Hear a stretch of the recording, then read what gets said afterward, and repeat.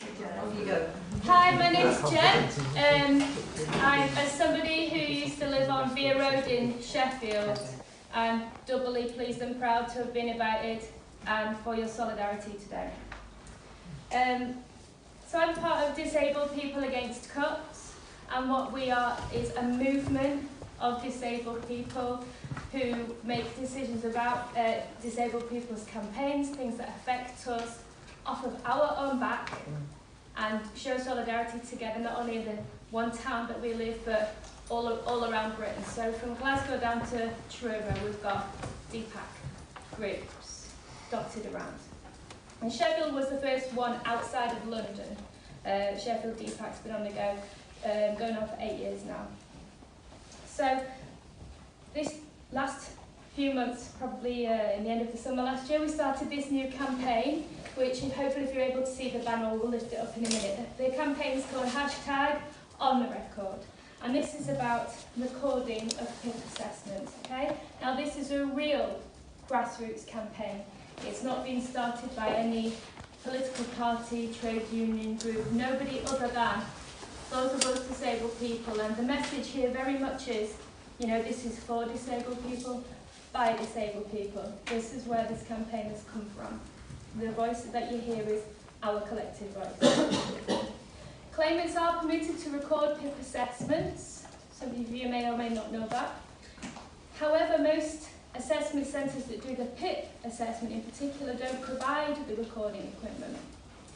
Now, the regulations are actually very strict. You can bring along your own equipment, but you're not allowed to use an MP3 player or your mobile phone or a video device. You have to use something that produces 2 identical copies on audio of the assessment. That needs to be on a CD or a cassette, okay? So you need to then keep 1 cassette for yourself and 1 cassette remains with the assessor.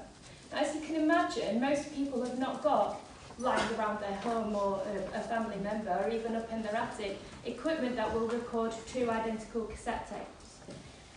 And not only that, it won't all be fully pack tested either, which is another requirement that some assessment centres bring up. So this puts an obstacle. They say that they permit us to record the assessments, but then put this obstacle up with these very strict specifications.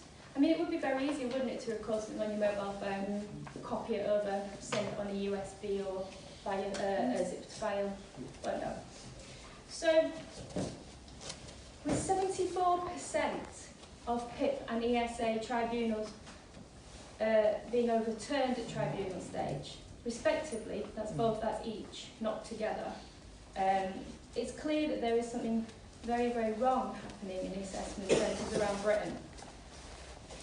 So when these figures were revealed, we know that Manchester DPAC had already had a recording kit, and we got in touch with them for advice. We costed up what is the cheapest, most economic way of getting a kit like this together. And we've contacted the assessment centres, the assessment company as well, to make sure everything reached specification. 2 identical flatbed tape recorders, an extension lead in case the plug socket is not near to the table, and most importantly, sealed, brand new cassette tapes, which you can imagine in 2020 are not the easiest things to come across. Now, each recording kit will cost between £100 and £120. So we fundraised for, rather naively, for 1 recording kit, and then we had the launch of it, the scheme in Sheffield. So our local paper did a piece on it, and so did online disability newspaper, which is called DNS, Disability News Service. 60 emails we received in the first 48 hours. I've got my PIP assessment on Wednesday, can you help me? I live in Glasgow. I've got my PIP assessment on Friday, I live in Belfast, can you help me? I've got my PIP assessment on Thursday, I live in Campagin, can you help me? Newcastle, Liverpool, Cardiff, Norfolk. And of course, there is nothing more heartbreaking than this unexpected development and having to turn those people away because there was nothing that we could do personally to help them, and there was nothing available in their areas. So we decided to put together an info pack, what you need to get, literally the links to Amazon or Argos or other online retailers to show examples of what equipment you need and where you can get it from. Okay. We reached out to the other DPAC groups around Britain and also to community groups like some of the Unite community groups that we know very well and things like that. And we reopened our fundraiser because, believe me, a city the size of Sheffield, similar size to Liverpool, one PIP assessment recording kit was not enough. So we estimated we were going to need 4 and we opened the fundraiser. We got a lot of requests from the next county, which is Derbyshire. A lot of people from Chesterfield had seen that we had one and they must have been thinking, oh well, Chesterfield's quite near, so I'm sure they'll lend it to us too, but we're already covering all of South Yorkshire by this point.